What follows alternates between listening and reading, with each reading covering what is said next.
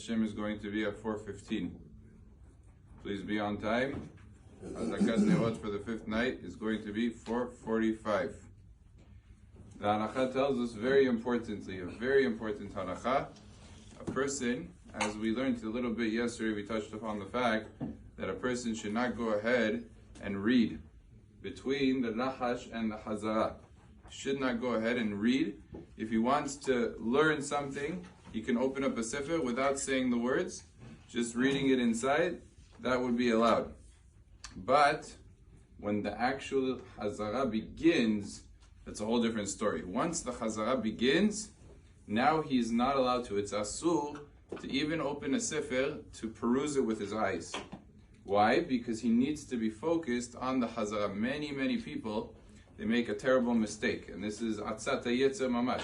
The Yetzer Hara says, I want you to become Rav Elyashiv right exactly during the Chazara. That's when you'll be the Matmid like Rav Elyashiv.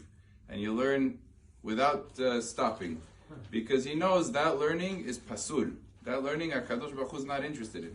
You have a responsibility. Your responsibility is listen to the Hazan and answer Baruch Hu Baruch Shemo and answer Amen. So the Yetzer Hara says, what am I going to do? I'm going to be his Yetzer Hatov. I'm going to tell him to learn. He's going to open up a Gemara, he's going to open up a Chumash, he's going to open up a Zohar, whatever he's going to open up, and then he's going to read that. Instead, I got him. I won. As I think Reb Chaim Kanievsky says, that this is the perfect example of mitzvah haba'a ba'avera avera. He's not doing a mitzvah of Talmud Torah, he's doing an avera of Talmud Torah. So Rabotai, a lot of times, we have this temptation to be very careful to not be tempted by this Yetzer Hara that a lot of times you see in the society that people start learning Daf Yomi, people start learning all these things.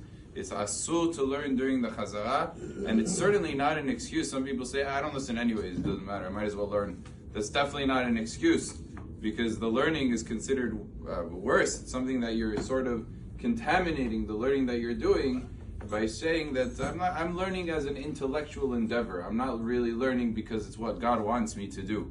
And that's something that has potential to contaminate all the learning that he does throughout his day. If that's his mentality, then that's a chisaron, that's a major pigam.